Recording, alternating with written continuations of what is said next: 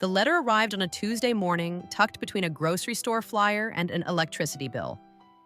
It was the kind of envelope you almost throw away without opening, cream-colored, formal, addressed in careful type, no return address, just our home printed neatly in black ink.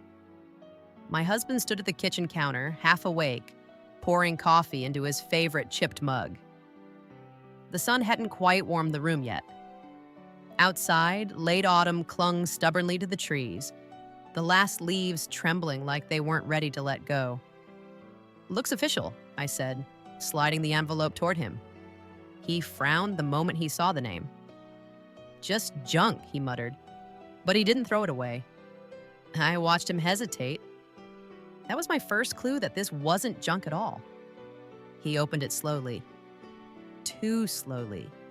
I didn't read over his shoulder. I just watched his face. How the color drained, how his jaw tightened, how his eyes went somewhere far away to a place I'd never been invited. "Well?" I asked. He exhaled through his nose and folded the letter once, then twice. "I inherited something," he said. I laughed. Not because it was funny, because it felt unreal. "You?" I teased. "From who? A secret millionaire uncle?" He didn't smile. "That's the thing," he said. "I don't want it." That stopped me cold. I stared at him. "What do you mean, you don't want it?" He turned away from the counter and leaned back against it, crossing his arms like he was bracing himself. "I mean exactly that." I stepped closer. "Ethan, people don't not want inheritances. That's not how life works." "You don't know where it came from," he said quietly. "Then tell me." He hesitated, then sighed, the sound heavy with something old and unresolved. "It's from my great aunt," he said. "My mother's side. Her name was Gladys." The way he said it, flat, almost bitter, told me everything. I waited. "She wasn't kind," he continued. "Not to me."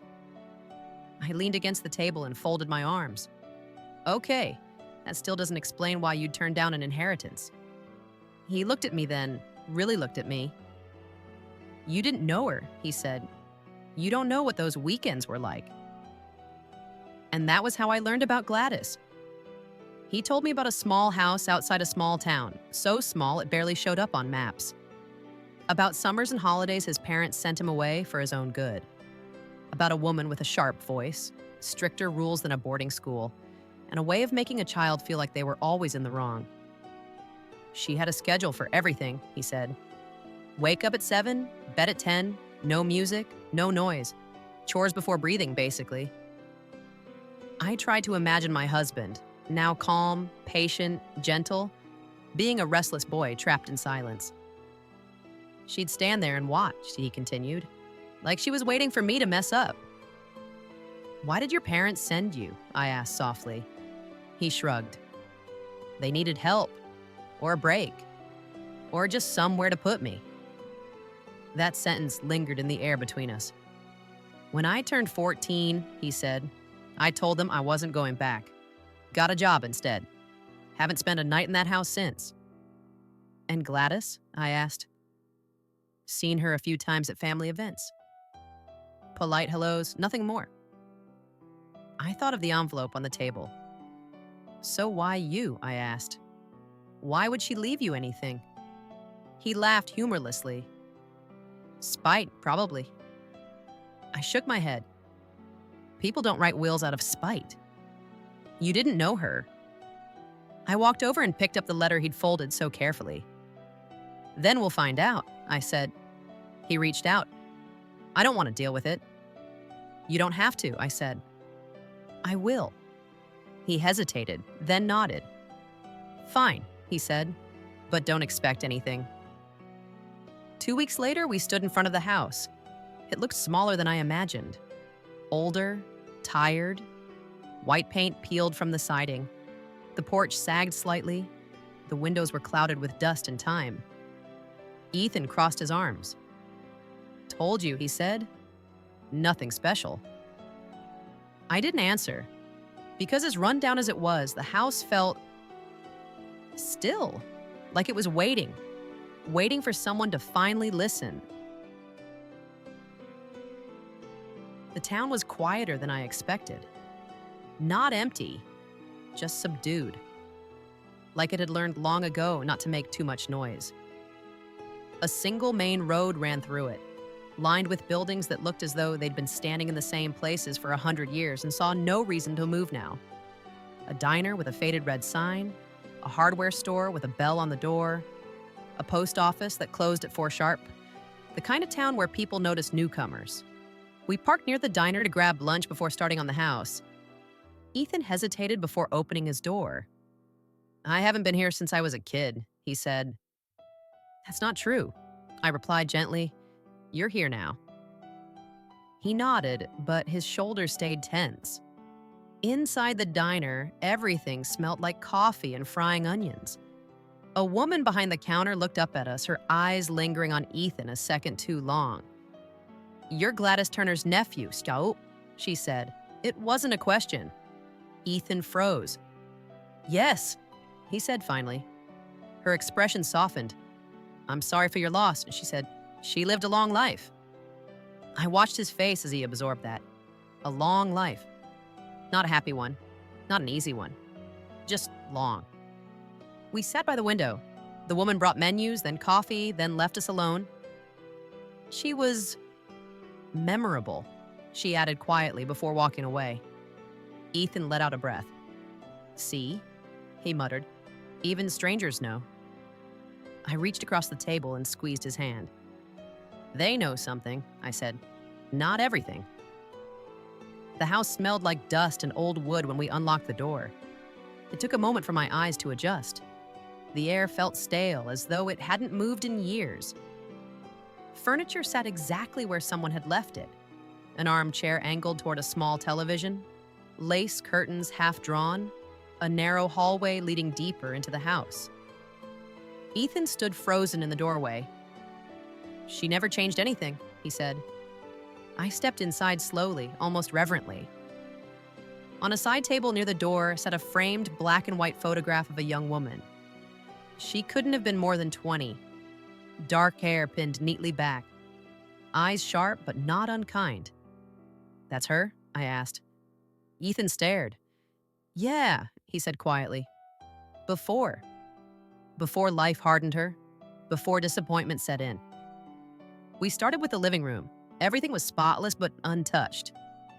No dust on the shelves, no clutter. It was the kind of cleanliness that came from control, not comfort. I opened drawers, old receipts, carefully folded linens, handwritten lists of chores taped inside cabinet doors. Tuesday, floors, Wednesday, windows. Ethan snorted. That tracks. In the bedroom, I found clothes hung neatly in the closet, dresses in muted colors, coats wrapped in garment bags. Nothing flashy, nothing indulgent. Then, in the bottom drawer of the dresser, I found letters. They were tied with ribbon, faded blue, frayed at the edges.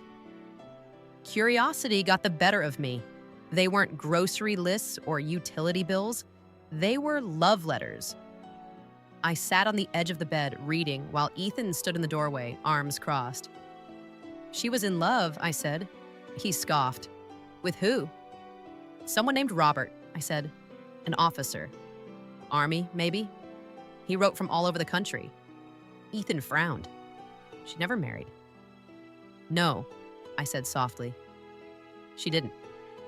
The letters told a story of distance, of promises, of waiting. Then, suddenly, of heartbreak. He met someone else, married her quickly, apologized without really apologizing. Gladys never wrote back after that. "She must have been devastated," I murmured. Ethan shook his head. "So she took it out on everyone else." "Or she never learned how not to," I replied. That night, we stayed in a motel on the edge of town. Ethan didn't sleep much. "I used to lie awake in that house," he said in the dark, listening to the clock, counting minutes until morning. I reached for his hand. "You're not that kid anymore," I said. "I know," he replied. But that house doesn't. We spent the next week cleaning, room by room, drawer by drawer. It felt intrusive at first, like trespassing on someone's life. But the longer we stayed, the more the house began to loosen its grip.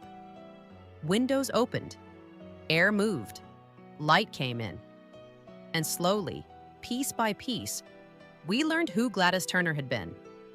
Not just the woman who yelled, but the woman who waited, who loved, who lost, and who somehow chose Ethan anyway. The attic ladder creaked like it was protesting our decision. Ethan pulled it down slowly, dust drifting through the air like fine snow. The smell changed immediately, older somehow. Drier, as if time itself had been stored up there. "I hate attics," he said. "Because of her?" I asked. "Because of everything," he replied. The attic was unfinished. Exposed beams, stacks of boxes, old trunks pushed against the walls. A single small window let in a narrow stripe of light, illuminating dust motes that floated lazily undisturbed for years. This wasn't a place anyone visited often. I picked up the nearest box. Written on the side in neat, disciplined handwriting was a single word: personal. Ethan stiffened. "Maybe we shouldn't," he started. "We should," I said gently. "If we're going to understand why she left you this house, we need to understand her." He didn't argue. Inside the box were notebooks, dozens of them, all dated, all written in the same careful script. Diaries. I sat cross-legged on the attic floor and opened the first one. The earliest entry was from the year Ethan was born. "They brought the boy again today." My breath caught. He is loud, restless, does not listen, but he looks at me when he thinks I'm not watching. Ethan swallowed hard. "She wrote about me?" "Yes," I said. "A lot." I kept reading. At first, the tone was harsh, critical, impatient.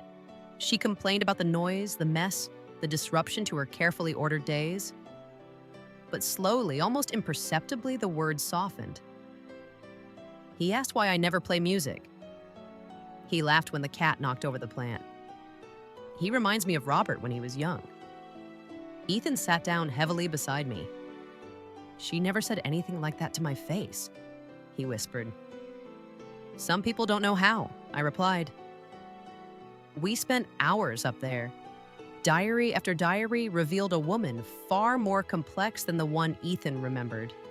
She wrote about regret, about loneliness, about the officer she loved and the life she never had. She wrote about discipline because it was the only thing that made sense to her, and she wrote about Ethan over and over again. He hates it here, I know. But I don't know how to be gentle. I wish I could tell him that I tried. I closed the notebook slowly. "She knew," I said. "She knew she hurt you." Ethan stared at the floor. "That doesn't erase it," he said. "No," I agreed. "But it explains it." Later that afternoon, we went into town again. This time, people spoke more freely. She kept to herself, the librarian told us. She donated every Christmas, said the pastor. She never missed a bill, the banker noted. And then, quietly, she talked about that boy, an elderly woman at the grocery store said. All the time. Worried about him. Ethan blinked. About me? The woman nodded. Said you were too smart for your own good. That night, back at the house, Ethan stood in the doorway of the old bedroom he used to sleep in. The bed was still there. Narrow. Plain. I used to think she hated me, he said. I leaned against the frame. I think she was afraid, I replied, of loving something she could lose. He nodded slowly. I never knew she kept those journals, he said.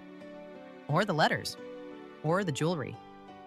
Speaking of which, I said, smiling faintly, we should talk about the appraisal. His eyes widened. You heard back? I nodded. They're worth more than the house. He let out a short laugh. Not bitter, just amazed. All that time, he said, she had treasure hidden away. And I thought she left me nothing but chores and rules. Maybe she left you something else, I said. He looked at me. A second chance, I continued, to see her differently, and yourself. That night, for the first time, Ethan slept soundly in the house. No counting minutes, no clenched jaw, just quiet. And when I turned off the light, I noticed something I hadn't before. A small framed note on the wall, nearly hidden behind the door. It was written in the same careful handwriting. "This is your home too." I felt tears sting my eyes. The appraisal envelope sat on the kitchen table like something alive. I kept glancing at it while I boiled water for coffee, half expecting it to move on its own. Ethan noticed. "You've looked at that thing like it's going to bite you," he said. "In a way, it already has," I replied. He raised an eyebrow but didn't push. He knew me well enough by now. When we finally opened it together, the numbers felt unreal. The jewelry, rings, necklaces, bracelets, some with stones I couldn't even name, was worth several times more than we had imagined. Enough to pay off our mortgage.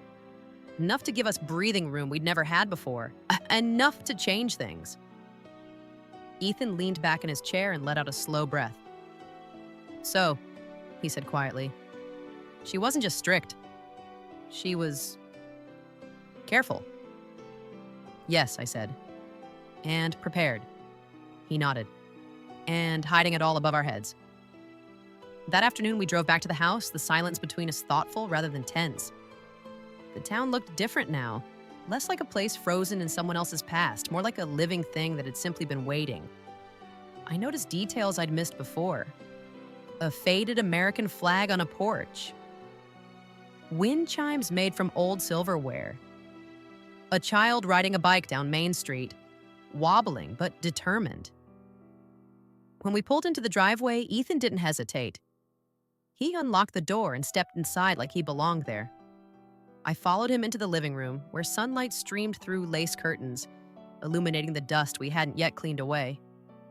"I used to sit right there, Haas," he said, pointing to a hard wooden chair near the window. "She made me do homework there so she could watch." "She was afraid you'd stop trying," I said gently. He smiled faintly. "She didn't need to worry. Fear works wonders on motivation." But there was no bitterness in his voice, just honesty. Later, while I sorted through kitchen drawers, I found something unexpected. A small envelope tucked behind the silverware tray. It was addressed to Ethan, not mailed, just placed. My heart started pounding. I called him into the room. "What?" he asked, seeing my face. "She wrote you a letter," I said. His expression changed instantly. Guarded, careful. "I don't know if I want to read it," he said. "You don't have to," I replied. "But it's here." He took the envelope slowly, as if it might crumble in his hands. We sat at the table together while he opened it. Inside was a single sheet of paper. No dramatic language. No apologies that begged forgiveness. Just the truth. "Ethan, I was not good at kindness. I believed order was the same as care. It is not. I did not know how to show love without rules. But I watched you. I worried about you. I was proud of you. If you are reading this, it means I am gone. I hope you are happy. This house is yours because it always was." Ethan didn't speak. He folded the letter carefully and placed it back in the envelope. Then he surprised me. He laughed softly. "She couldn't even write, 'I love you,'" he said, still giving instructions until the end. I reached for his hand. "But she tried," I said. He nodded. "She did." That night, we talked for hours about his childhood, about my own, about how people love in the only ways they know how, even when it hurts. "I thought she'd left me this place to punish me," Ethan said. "Make me deal with her mess one last time." "And now?" I asked. "Now I think she wanted me to see her differently," he replied. "Before it was too late." The next morning, Ethan made a decision I hadn't expected. "We're not selling it," he said. I paused mid-dish. "The house?" "The house," he confirmed. "At least not yet," I smiled. "I was hoping you'd say that." He glanced around the kitchen, at the peeling paint, the cracked tiles. "It needs work," he said. "We can do that," I replied. "And time," he added. "We have that too," I said. Over the next few days, something shifted between us. The house stopped feeling like an obligation and started feeling like a project. A shared one. We scrubbed floors, painted walls, opened windows that hadn't been opened in years. With every task, the weight lifted a little more. One afternoon, while clearing out a closet, Ethan found a small wooden box he hadn't seen before. Inside were photographs, not posed ones, not formal. Pictures of him, sleeping on the couch as a child, laughing with ice cream smeared on his face, standing proudly beside a poorly built birdhouse. "She kept these?" he asked, stunned. "She kept everything," I said softly. He pressed his lips together, emotion finally breaking through. "I spent my whole life thinking I wasn't wanted here," he said. "And now?" I asked. He looked around the room. "Now I think I was the most important thing she ever had." That evening, as the sun set behind the trees, Ethan sat on the porch steps. "I think I finally understand," he said. "Understand what?" I asked. "Why she chose me," he replied. "Not because I deserved punishment, but because she trusted me with her story." I sat beside him. "And now?" I asked again. He smiled, real and open. "Now I think it's time to write our own." Spring came quietly to that little town. Not all at once, not with fireworks or grand announcements, but with softened air, longer evenings, and the smell of damp earth after rain. The kind of spring that doesn't demand attention, only patience. The house changed with the season. So did we. We didn't rush anything. That surprised me the most. In the past, whenever money or opportunity appeared, we panicked. Made lists, argued, calculated, feared making the wrong choice. But this time felt different. Maybe because the inheritance didn't feel like a reward or a burden anymore. It felt like a responsibility, a trust. Some mornings, Ethan woke up early and worked on the porch. He sanded old boards, humming quietly to himself. Other days, he wandered the town, stopping to talk to neighbors who remembered him as Gloria's boy, their voices softer than his memories ever were. "She used to watch you like a hawk," one woman told him. "But she talked about you like you were gold." When he told me that later, his voice shook. "She never said any of that to me," he said. "Some people speak love better behind your back," I replied. We made small improvements first. Paint, curtains, a new mattress that didn't sag in the middle. Each change felt symbolic, like we were peeling away layers of silence and misunderstanding that had settled into the walls over decades. One afternoon, I found Ethan in the attic again. Not searching this time, just sitting on an old crate staring out the small window. "I used to think this place was where joy came to die," he said. "And now?" I asked. "Now it feels like where it waited." We talked too, about what we wanted. Not in dramatic speeches, but in the quiet spaces between tasks. What if we kept the house as a retreat? What if we rented it sometimes? What if, just maybe, we came here more often than we planned? "I never thought I'd want to come back," Ethan admitted. "But I don't feel small here anymore." That sentence stayed with me. Eventually, the question we'd been avoiding came up. The jewelry. We sat at the table again, appraisal papers spread out like a map to an unfamiliar future. "We don't need all of it," Ethan said. "No," I agreed. He traced a finger along the edge of the paper. "I want to keep a few pieces, something tangible, something real." "For memory," I said. For grounding, he corrected. So I don't forget where this came from. We decided to sell most of it. Use the money wisely, quietly. We paid off debts, set aside savings, fixed the roof, no splurging, no declarations, just stability and peace. One evening after dinner, Ethan handed me a small box. "What's this?" I asked. "Open it," he said. Inside was a simple gold ring, nothing flashy, warm, solid. "It was hers," he said. "She wore it every day. I think she'd want you to have it." I slipped it onto my finger. It fit perfectly. The last thing we did before heading back home that season was plant a tree. It was Ethan's idea. A young oak, small enough to bend in the wind but strong. We dug the hole together, hands muddy, laughing when the shovel hit a rock. "This will outlive us," I said. "That's the point," Ethan replied. We stood back afterward, quiet, satisfied. For the first time, the house didn't feel haunted by the past. It felt rooted. On our drive home, Ethan reached for my hand. "I don't think she meant to hurt me," he said. "I think she just didn't know how not to." I squeezed his fingers. "And now?" I asked. "Now I forgive her," he said. "Not because she asked, but because I don't want to carry that weight anymore." I looked out the window, watching the road stretch forward.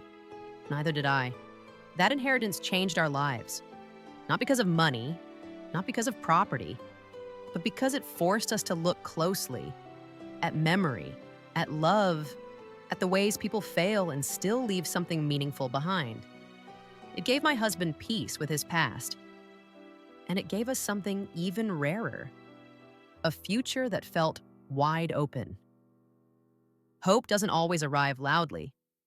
Sometimes it comes in the shape of an old house, a sealed letter, and the courage to see someone differently at last. And sometimes inheritance isn't about what you receive. It's about what you finally let go. If you like this story, please subscribe to my channel. I would appreciate hearing your feedback. Thank you.